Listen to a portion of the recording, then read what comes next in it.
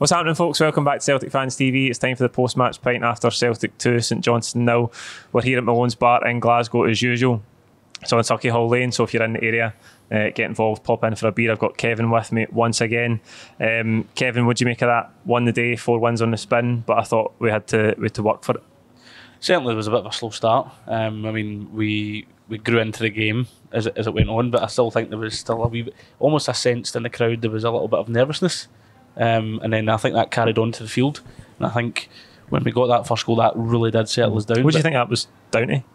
Honestly, I don't know. I think people were maybe just recovering from Tuesday. I think still. But honestly, I don't really know. I think it was maybe this was the first time that we'd been this consistent, so that like going forward to try and get another victory.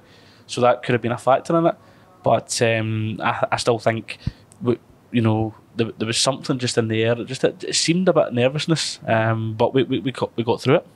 Aye, St Johnstone were probably the better team in that first 10 minutes. Didn't really create anything. I don't think Joe Hart had really a save to make from it, but we had a few corners to defend, a few crosses to deal with, and we were just slow out the blocks, weren't we? Well, yeah, we were, because obviously it was 10 men behind the ball. You were really struggling to break them down, and I think there was a pass from Rogic that did split the defence wide open, and then we tried to get into McGregor, who then tried to get into, I think it was Jota, could be wrong in that, but apart from that there wasn't really much. I mean, Ralston's end ball just wasn't great. It was either not beat the first man or just too high. I still think the better way to come into St Johnstone was coming from the left and through Jota, who I thought had another excellent game. Because Sean Rooney's injured for the minute. Yeah, so I mean, it was taking Brown in all sorts of directions. I mean, he never lost a battle at all today, but I still think, if it wasn't for that goal, which did come out of nowhere through Juranovic, and then a misplaced pass by Booth, I still think we were quite lucky to get that, because we needed it and the fans needed it, because we were starting to get ever so slightly more nervous as it went on. Aye, that's what I was going to say about the goal. We did get it through a bit of luck, I suppose, because Juranovic just hits a dig for about 25 yards. It loops up in the air. Yeah. Ends up at Ralston. Yeah. And to be fair, he fires a good cross in. And Giakoumakis finishes it brilliantly first time. Yeah. Side foot volley almost into the top corner. A great finish. He made his first start today. What do you make him? Well, you can't really say too much more about making your first start and get your first goal in the same game. I mean, I think it's a typical striker's goal. He took it very, very well. I do like the look of the big man, I must admit. I thought his hold-up play was very, very good as well again today, although I still think he maybe didn't win as many fouls as probably what he should have under the guidance of Nick Walsh today. But I still think, because we played Giakoumakis there, I still think Kyogo was a bit isolated. He didn't really get into the game. And if Kyogo's going to be an integral part of the game, of the team, it's going to be very hard to see where he fits at on the side, on the wing. He's better through the middle. Aye, I agree with that, and I think, we've seen Kyogo on the left, and today started on the right and then switched to the left and eventually played through the middle when Giakoumakis came off. But I don't feel like we should be accommodating anybody by moving Kyogo out of position. I think Kyogo should be the main man. That's his position. He never moves. I know that a lot of people are certain vintage want us to play 2 up front, but we're not going to do that. So I think Kyogo needs to be the main man. It's good that Giakoumakis is there. He gives us a different option. He's definitely got different qualities to Kyogo. He's a big physical presence. Not the kind of striker I would associate with the way Ange wants to play in some ways, though.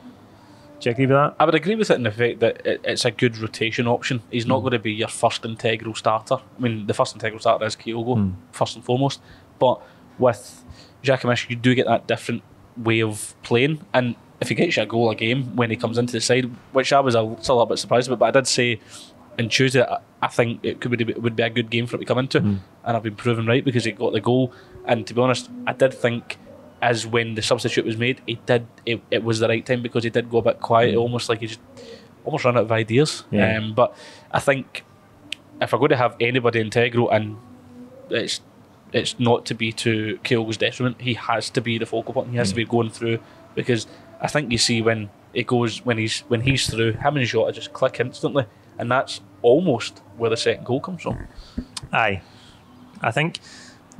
Great shout, by the way, because it was you called it. Giakoumakis coming in to start today, Kyogo moving out wide. He's wearing number 7. That's heavy. That shirt's heavy, isn't it? It's got a heavy burden, but there's been a lot of draws. There's not been a lot of good ones recently, has there? An absolute lot of draws.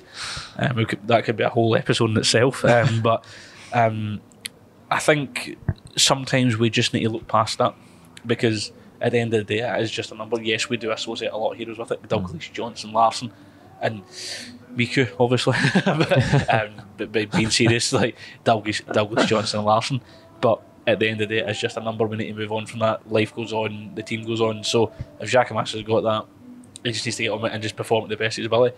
And I think he will get better. He just needs a bit more time. And I know that's maybe not what we need, but he got the goal. And that's I don't think he played badly at all today. It was a great goal, as I say.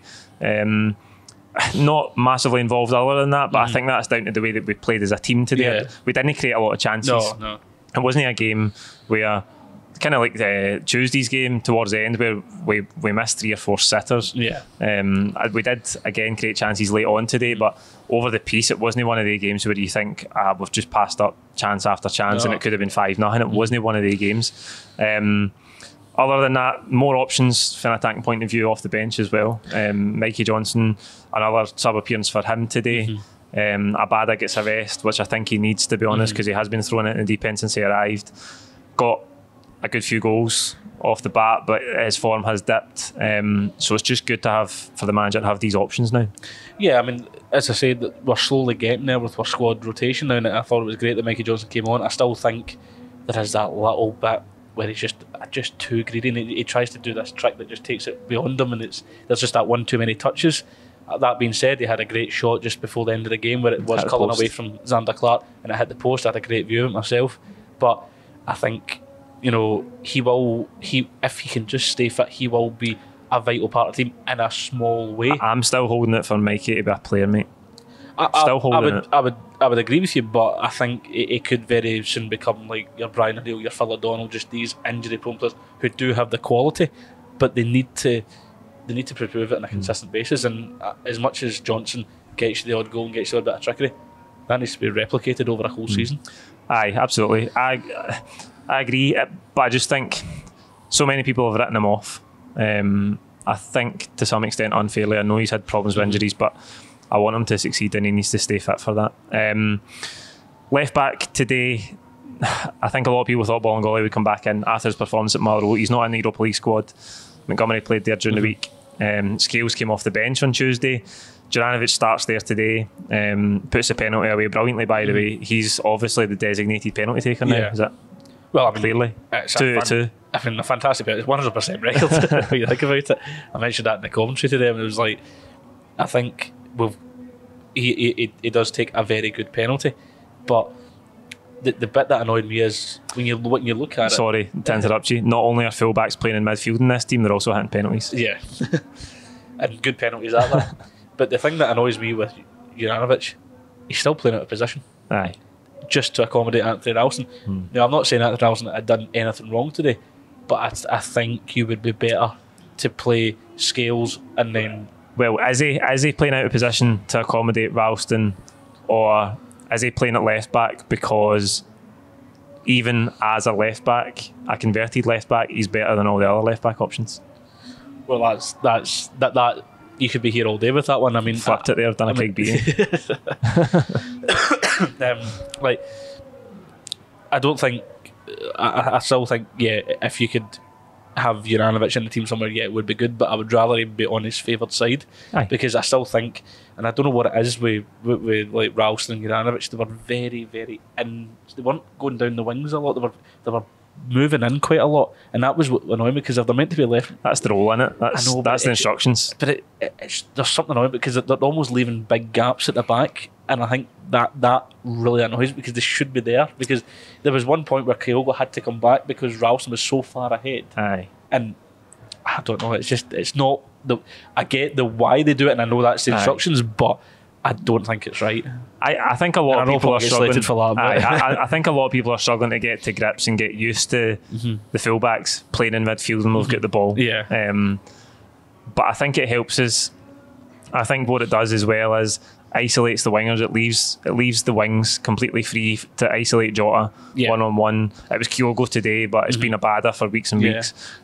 So I think that does help, but it does take some getting used to. And I think people look at it and think, well, surely we're left open down the flanks if we turn over the ball and the fullbacks are in midfield. Like it happened against Leverkusen a couple of times. Obviously, it's going to happen against top opposition because they'll just pick you off with stuff like that. But I think it's helping us. I think that's one of the things we need to be patient with. And I think today we were, again, patient. We get the breakthrough in the first half, but the second half, as I say, it wasn't chance after chance. We did have to grind it out. There was a 3-4 minute period in the second half where the game really hit up because we had the clash between Carter Vickers and Chris Kane. Then we had about 7 fouls in the build up to the penalty that we did get that Juranovic stuck away. What do you make of that Carter Vickers Kane situation? Well, I thought Kane should have been sent off right away because where we are in the commentary, we do get the replays and the ball is nearer to his hip, and Chris Kane, who just takes an absolute wild kick with no intent to play the ball, if that's what we're going with. So I still think it wasn't the best decision by Nick Walsh today to award just a yellow card. However, we've seen pictures whereby they're always scrapping. Now, I didn't see that because I was waiting on Nick Walsh to produce the red, and I was keeping You'll be waiting a while. And I would be still waiting, but I was waiting on him. But so I kind of missed that. So if that is the case, and if Kane has raised his arm to Carter, that's just a further incentive to be issued a red card. And if that goes to the compliance officer, then let's wait and see. Aye, see, I sit at the corner, at the Johnstone stand and the main stand, and I could see it. And when he has a kick at him, you think, right, handbags, few players arrive, it's all pushing and shoving. But as soon as Carter Vickers got up to his feet, Chris Kane swung a punch at him, and I had a great line of sight of it, and you couldn't tell how much, but he swung a punch at him. And if it's not a red card for swinging a punch at somebody, when is it a red card? I know. I mean, there was a lot of decisions today that were just a bit baffling by Nick Walsh today. But what I will say is, I don't know if you saw it, but the speed of Joe Hart out of the goal to try and calm down Carter Vickers was like. But my further point on it is, it's good to see that we're all fighting for the same cause, because last year there was nothing like that. It was only ever if there was ever a Stramash or a Fraka, it was only ever Christopher Ayer. We're buying into it. We're all in the same. We're all fighting for the same cause, and I think that's great to see. Albeit it's not maybe in the circumstance that you want, but I think it's great to see that we're all, because I think Rogic was kind of getting a wee bit. He was pushing Kane out the way as well. So I think he was lucky to escape with no yellow card. It's good to see players getting involved, because there's been a couple of instances even this season where Celtic players have been the end of bad tackles, and their teammates haven't been there to back them up. No, for wanting maybe a better phrase. And listen, I don't want the team to be like Atletico Madrid, like surrounding the referee asking for cards and all that. But see, if somebody gets done, you want a teammate there to be backing them up. And there's been a couple of occasions where that hasn't been the case this season, so it was good to see a bit of a reaction to that. Because I think Joe Hart done the right thing in pulling back Carter Vickers, because when we saw it back, he was going. Carter Vickers would have annihilated him. I think if there was a boxing match, it would have been a good scrap. But I think it's good to see, and I think that having that camaraderie can only be a good sign going forward for what's going to be a very, very vital game on Wednesday. Aye, Wednesday's massive for us. Hibs lost at Pittodrie today. Yeah, which is a big shock to me. I did not see that coming. I don't think, is it 1-1-5 or 1-1-6 or something for Hibs now? They're not on a good one. No, because they lost to Dundee United the week previously. They lost to Dundee United last week. The only problem is we've got a wretched record at Easter Road, and you know that they'll raise their game to play us. Yeah, I mean, Easter Road, I don't know what it is, because we used to be so great. I mean, I can remember the days under Neil Francis Lennon where we won 5 or 6-0, 4-0. Now it's totally changed, but we really do struggle there. I think it will be a great atmosphere at Easter Road. Under the lights, it'll be a really great atmosphere, but great game to watch. Our record has got to improve sometime, and I think no better time than the present. We need this win, because if we get this win, this is the springboard to me. And I know we kind of said it previously with regards to the Motherwell game, but if we win that game, there's going to be such a springboard, and I think the fans will buy ever so more into Angie's philosophy and going forward. So I mean, all roads lead to Wednesday. All roads lead down to M8. Aye, I think I've been earmarking this game for weeks. How many times have I said to you? I know. This game is the big one for me because of our record there, because the away form was sticky at the start of the season. We had big wins at Pittodrie and Fir Park, but this game on Wednesday is huge for us. If we can get 5 wins on the spin, that's us starting to build some proper momentum. But just on that, it's interesting you mentioned that there. I answered some questions for an Australian newspaper or a magazine, whatever it was, on Twitter today. This week, sorry, they sent me some questions about Ange and how the fans reacted to his appointment and how much they're buying in. What do you think the atmosphere is like in the stadium? And do you think, I mean, to me, it looks like we are all bought into what the manager's doing and we're willing to be patient. It's infectious. It's the same with Kyogo. I think we're really just buying into how he wants to play. I think with Ange, I was always willing to give it time. I think you need to give these appointments time. These appointments are never a quick fix. These rebuilds, whatever you want to call them, they're never a quick fix. You need to give these things time. With regards to the buying into it, I think the whole crowd has. Absolutely. But I think if you ever needed a seal on it, I think the win against Hibs would really put the seal on it. And I know people will say, it's only Hibs, 1 win in 5, not doing great, but our record there is atrocious considering the team the size of Celtic. So if we can get that win, I really do think that everyone will buy into Ange, because I just think there was something with regards to the Ferencváros game. That was a big monkey off our backs to get that win, to get that clean sheet in Europe. Okay, you have to take into consideration the opposition, but I still think come Wednesday, if we come back with 3 points, the Ange train will be in full flow. I keep saying we'll take it a game at a time. Since we've come back from the international break, that's 3 wins on the spin. Yeah, we've got Hibs, Livingston, we go to Ferencváros, but the final domestic game before the next international break's Dundee. Yeah. So if we can obviously take a game at a time, if we can get maximum points for this block of fixtures, I think that's a big step in the right direction. I would certainly agree with you, because Dundee is always a tricky venue to go to, even if they are still not in the best of Got form. a point at Tynecastle today. You know, it's one of them, like, because you never know what kind of Dundee's going to turn up. I don't know if Lee Griffiths can play against us, can he? No, but there we go. So I would then fall on the Killian Sheridan to maybe haunt his former club. Jason Cummins scored today. Oh, well, there you go. So I think it'll be interesting over the next couple of weeks, but I think we just need to take it a game at a time. Let's get to Hibs, let's get the win and get out of there, because that was the kind of game today. It was just get the 3 points and get it over and done with, because St John's didn't really threaten much apart from that, but we got 3 points and now we move on to Wednesday. Aye, it's probably what you would describe as a run-of-the-mill routine win. And run-of-the-mill routine wins are good. Yeah. Because if you get enough of them at the end of the season, you'll be where you want to be. Yeah. That's it for the post-match pint tonight. Like this video, comment with your own thoughts below. Please don't forget to subscribe if you haven't already, and we'll see you during the week for the build-up to Hibs. Thank you.